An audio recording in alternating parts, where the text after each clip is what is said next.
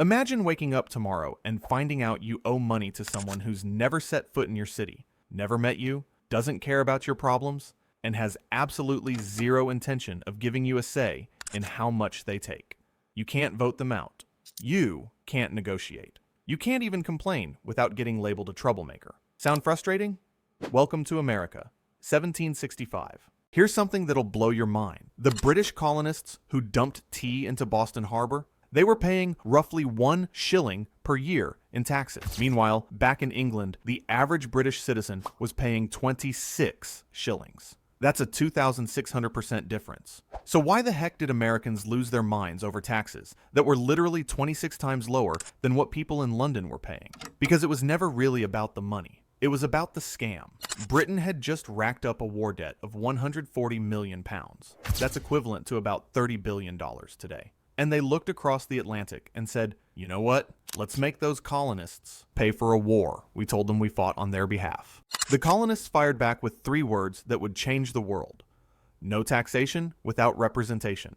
Now here's where this gets really uncomfortable for us in 2026. The federal government collected over $5 trillion last year. The national debt just crossed $38 trillion. And most Americans feel exactly like those colonists did, taxed by a distant government that doesn't listen to them for debts they didn't create. The question is, are we headed for our own Boston Tea Party?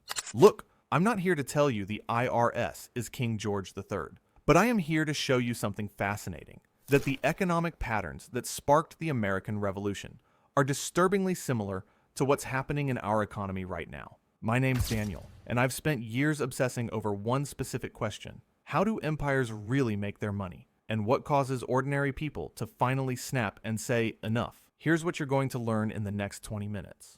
First, I'm going to break down exactly how Britain's taxation system worked. Not the simplified version you learned in school, but the actual mechanics of wealth extraction that made colonists furious. Second, you'll see the specific moment when British economic policy went from annoying to intolerable, and it's not what you think. Third, I'm going to show you the economic principle that Britain violated, the same principle that's being violated today, and why it matters for your wallet right now. And here's the kicker. Stick around until the end, because I'm going to reveal the one economic metric that predicted the American Revolution, the French Revolution, and every major tax revolt in history. And I'll show you exactly where that metric stands in America today. This isn't about politics. It's not about left versus right. It's about understanding how empires extract wealth, how populations respond, and what happens when the system breaks. But first, we need to rewind to 1763, to a moment when American colonists actually loved being part of the British Empire. Seriously, they were proud British subjects. So, what changed? Let's find out. Picture this. It's February 10th, 1763. The Treaty of Paris has just been signed, officially ending the 7 Years' War, what Americans call the French and Indian War. And if you're a British colonist in Boston, or Philadelphia, or Charleston, you're ecstatic. Britain just crushed France, wiped them off the North American map. All that territory from Canada down to the Mississippi, now it's British. The colonists threw parties in the streets. In Boston, printer John Boyle wrote that the regiment of militia were mustered, and the town beautifully illuminated in the evening. People were genuinely celebrating being part of the most powerful empire on Earth. Here's the thing nobody talks about. American colonists weren't some oppressed people dreaming of independence. In 1763, they were the freest, most prosperous colonists anywhere in the world. Average wages in the colonies were 30 to 100% higher than in England. The average free colonist held wealth equivalent to about $16,000 in today's money. Taxes were basically nothing. So why would these prosperous, loyal British subjects turn into revolutionaries in just 12 years? 3 words: war, debt, extraction. See, Britain had a massive problem.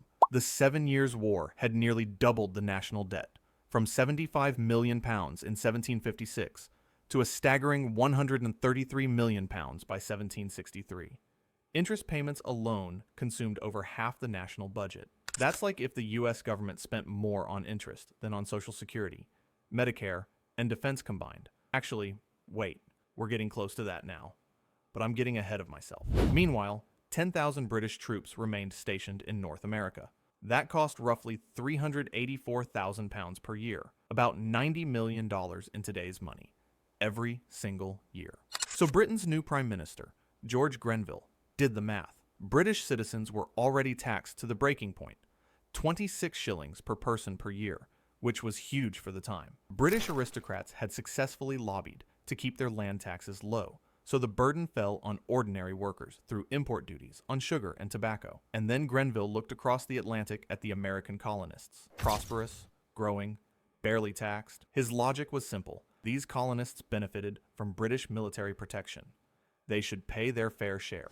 What Grenville failed to understand, what empires throughout history have failed to understand, is that taxation is never just about money. It's about power. It's about consent. It's about who gets to make decisions about your life. The colonists weren't opposed to contributing to their own defense. They'd spent millions of pounds and thousands of lives during the war. Benjamin Franklin himself told Parliament that American colonists had contributed enormously to the war effort. But there was a difference between choosing to contribute and being forced to hand over money with no say in the matter. And that's when everything started to go wrong. Let's talk about how Britain actually extracted wealth from the colonies, because it's way more sophisticated than your high school textbook made it sound. Britain's colonial economic system was called mercantilism. Think of it like this. The colonies existed to make Britain rich, period. That was the entire point. Here's how it worked in practice. First, the Navigation Acts. These laws, dating back to 1651, required that all colonial trade be carried on British ships, manned by British crews. Colonists couldn't just sell their tobacco or lumber to whoever offered the best price. They had to ship everything to Britain first, where British merchants took their cut before selling goods to the rest of Europe. Second, the colonies were forbidden from manufacturing finished goods that competed with British industry. You could grow tobacco in Virginia, but God forbid you try to make hats. Seriously, Britain literally banned the colonies from exporting hats they'd made from American beaver pelts. Raw materials out, finished goods in. The colonies stayed dependent on British manufacturers. Third, the currency squeeze. The colonies weren't allowed to mint their own money. They couldn't print enough paper currency to meet their needs. This created a constant cash shortage that kept colonial merchants in debt to British financiers. It's like running a business where your supplier controls your credit line. Now, here's the counterintuitive part. This system actually worked pretty well for a long time. Colonial trade was booming. By the mid-1770s, Britain was importing over £5 million worth of goods annually from its North American and Caribbean colonies. The American colonial economy had grown to rival some European nations. Benjamin Franklin's Philadelphia was one of the largest cities in the entire British Empire. The colonists grumbled about trade restrictions, sure. Smuggling was practically a national sport. John Hancock? Yes, that John Hancock made a fortune smuggling Dutch tea. But outright rebellion? That seemed unthinkable. The British government even reimbursed colonial assemblies for up to 2/5 of their military expenses during the war. The system had flexibility. It had give and take. Then, 1764 happened. George Grenville didn't just want to regulate trade. He wanted to raise actual revenue from the colonies. That was new. That was different. And that changed everything. The Sugar Act of 1764 was technically a reduction in the duty on foreign molasses, from 6 pence to 3 pence per gallon. Sounds like a tax cut, right? Except here's the catch. The previous duty was so high that nobody paid it. Smuggling was cheaper. The new lower duty came with brutal enforcement, naval patrols, vice admiralty courts without juries, and officials who actually gave a damn about collecting. New England's economy ran on molasses. They imported it from the Caribbean, distilled it into rum, and traded that rum for everything from slaves to manufactured goods. The Sugar Act didn't just raise taxes. It threatened to strangle New England's entire economic model. But Grenville wasn't done. In March 1765, Parliament passed the Stamp Act.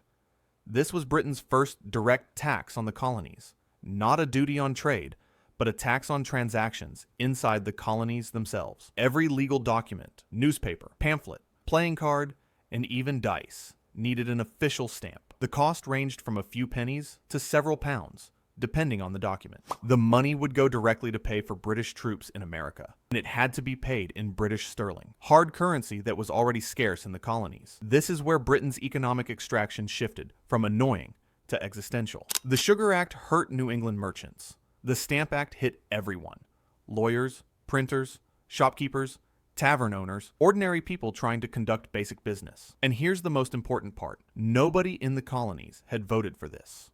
Nobody had agreed to it. Parliament just decided. The system that had worked for over a century suddenly looked very different. It wasn't a partnership anymore.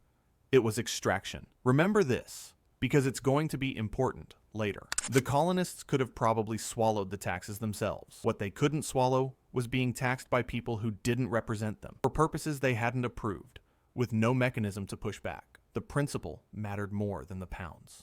Here's where Britain made their fatal mistake. And it wasn't passing the taxes. It was how they responded when the colonists pushed back. Within months of the Stamp Act's passage, before it even took effect, the colonies exploded. In August 1765, a Boston mob ransacked the home of Andrew Oliver, the appointed stamp distributor. They burned him in effigy, tore apart his office, and made it absolutely clear that anyone who tried to collect this tax would face the same fate. By November 1st, 1765, the day the Stamp Act was supposed to take effect, every single stamp agent in the colonies had resigned. Nobody would enforce the law. The Sons of Liberty, a network of secret organizations led by men like Samuel Adams and John Hancock, organized boycotts of British goods. 200 merchants in New York City alone agreed to import nothing from England until the Stamp Act was repealed. The colonial economy, which Britain desperately needed, started grinding to a halt. Now, a smart empire would have recognized what was happening. The colonists weren't rebelling against the British system. They were demanding representation within it. James Otis, a Boston attorney, published The Rights of the British Colonies Asserted and Proved, arguing that colonists deserved the same constitutional rights as Englishmen. But Parliament doubled down. They passed the Declaratory Act of 1766, which stated that Parliament had the power to make laws binding the colonies in all cases whatsoever. Sure, they repealed the Stamp Act. The economic pressure was too intense. But they made absolutely clear that this was a tactical retreat, not an acknowledgement of colonial rights. Then came the Townshend Acts of 1767 and 1768. New taxes on glass, lead, paints, paper, and tea. New customs boards with sweeping powers. New vice admiralty courts that stripped colonists of jury trials. Each time the colonists pushed back, Parliament responded with more force, not more representation. Here's the economic principle Britain violated.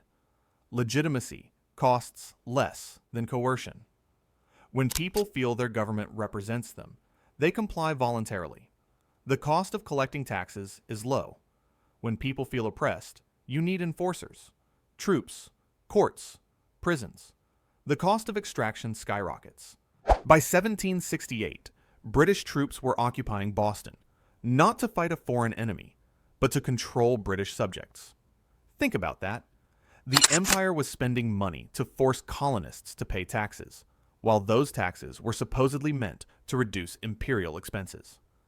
On March 5th, 1770, the inevitable happened. British soldiers fired into a crowd of Boston protesters, killing 5 people. The Boston Massacre became a propaganda bonanza for colonial radicals. Parliament backed off again. They repealed all the Townshend duties except one, the tax on tea. They kept that single tax, worth a pitiful amount of revenue, purely to preserve the principle that Parliament could tax the colony. That single, symbolic tax would spark the final crisis. But here's the thing that should send chills down your spine. At every step, British officials convinced themselves that this time the colonists would comply. This time, they'd accept Parliament's authority. This time, a show of force would end the resistance. They were always wrong, and they never learned. Because they fundamentally misunderstood what was happening. The colonists weren't fighting over money. They were fighting for the right to govern themselves. And once that principle took hold, no amount of force could put it back in the bottle. By 1773, the British East India Company was drowning in debt. They had 17 million pounds of tea sitting in warehouses with nobody to buy it. The company was so important to Britain's economy and so intertwined with the British government that its collapse would have been catastrophic. So Parliament passed the Tea Act of May, 1773. The plan was actually kind of brilliant in a twisted way. They'd let the East India Company sell tea directly to the colonies, cutting out the middlemen. Even with the Townshend tea tax, this company tea would be cheaper than anything else on the market, even cheaper than smuggled Dutch tea. The British figured the colonists would take the deal. Cheap tea. What's not to love? They completely missed the point. Samuel Adams called the tea monopoly equal to a tax because it established the same principle. It wasn't about the price. It was about Parliament's authority to control colonial commerce, to pick winners and losers, to make economic decisions for people who had no voice in the matter. On December 16th, 1773, somewhere between 30 and 130 members of the Sons of Liberty, some dressed as Mohawk warriors, boarded 3 ships in Boston Harbor. Over 3 hours, they cracked open 342 chests and dumped 92,000 pounds of tea, worth nearly $2 million today, into the water. Britain's response was swift and catastrophic. Parliament passed the Coercive Acts in 1774, what the colonists called the Intolerable Acts. Boston's port was closed. Massachusetts was placed under military rule. British officials accused of crimes would be tried in England, not the colonies. Colonists were required to house and feed British troops. This wasn't taxation anymore. This was occupation, and it backfired spectacularly. The other colonies, which had often squabbled among themselves, rallied to Massachusetts' defense. The First Continental Congress met in September 1774, with delegates from 12 colonies coordinating resistance. Economic boycotts tightened. Colonial militias began stockpiling weapons.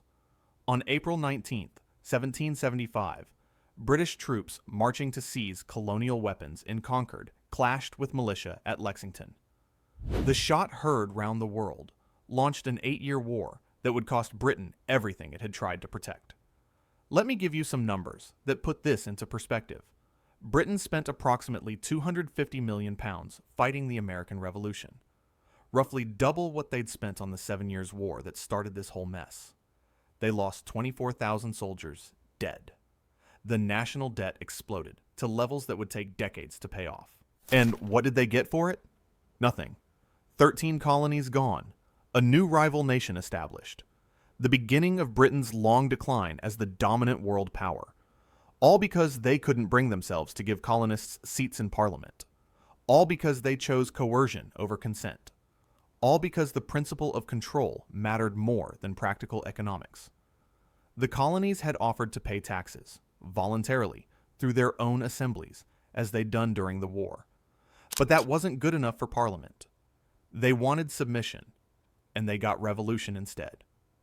There's a lesson here that empires never seem to learn. You can extract wealth from people, or you can have their loyalty, but you can't have both. Okay, let's talk about the elephant in the room.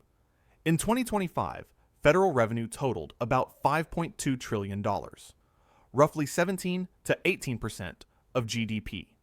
That's actually not wildly different from Britain's tax burden in the 1760s as a percentage of economic output. But here's where it gets uncomfortable. The national debt just crossed $38 trillion.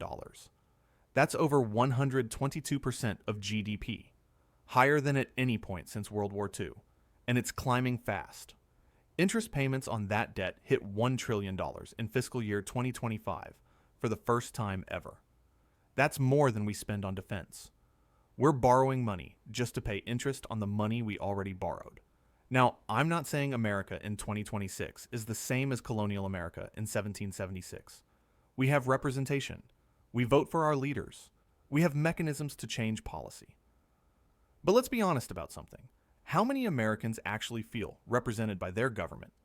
Congress has an approval rating that consistently hovers around 20%. 2/3 of Americans believe the country is on the wrong track. Most people feel like economic decisions are made by distant elites who don't understand or care about their lives. The specific complaints are different. It's not tea and stamps anymore. Now it's inflation, housing costs, student debt, healthcare expenses, and a tax code so complex that you need an accountant just to file your returns. The average American spends 13 hours and pays over $200 just to complete their taxes. But the underlying principle? That's eerily similar. The colonists weren't anti-tax. They were anti-extraction without consent. They were furious that decisions affecting their lives were made by people who didn't have to live with the consequences.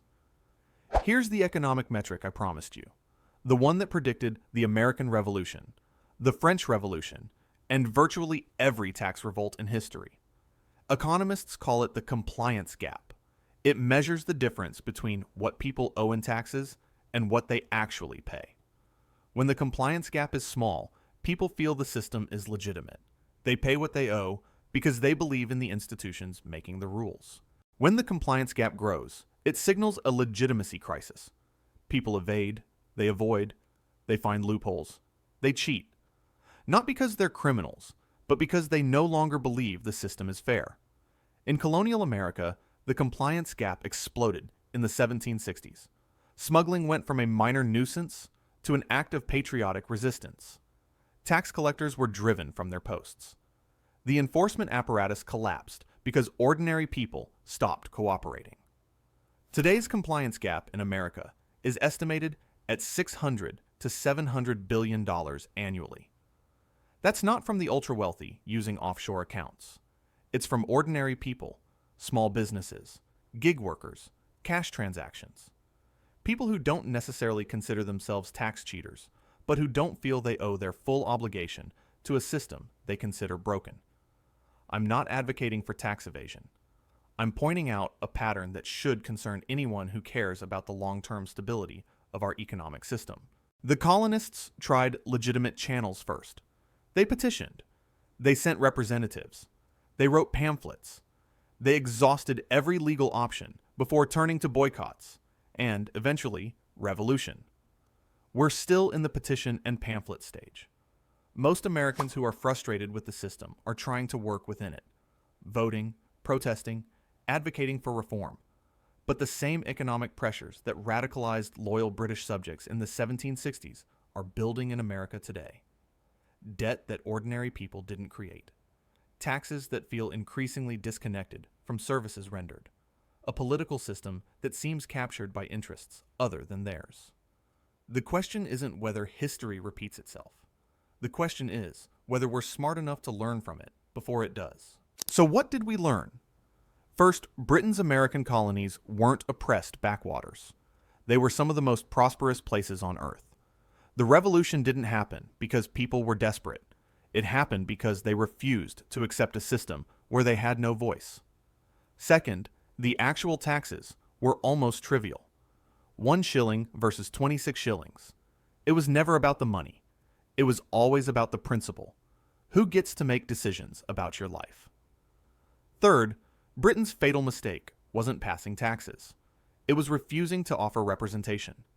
Every time they had a choice between compromise and control, they chose control, and it destroyed them. Fourth, the economic warning signs were there for anyone willing to see them. Smuggling skyrocketing, boycotts spreading, compliance collapsing, the legitimacy of the system crumbling from within. Now, that secret I promised you, the one economic principle that explains why empires fall. Here it is. Consent is cheaper than coercion. When people believe the system is legitimate, they comply voluntarily. They pay their taxes. They follow the rules. They defend the institutions. When that legitimacy breaks down, everything becomes a fight. Every tax needs an enforcer. Every law needs a punishment. The cost of maintaining the system exceeds what the system extracts. Britain could have given Americans seats in Parliament. It would have cost them nothing but pride. Instead, they spent £250 million and lost an empire. Today, the same calculation is being made. Do we fix the systems that are driving the legitimacy crisis, or do we double down on enforcement and hope compliance returns? I know which choice history recommends. If this made you think differently about economics, history, or your own relationship to the government, smash that subscribe button. Next week, we're diving into how Britain learned from losing America and built an even more sophisticated wealth extraction system in India that lasted another 200 years. And remember, those who don't learn from history don't just repeat it. They pay for it.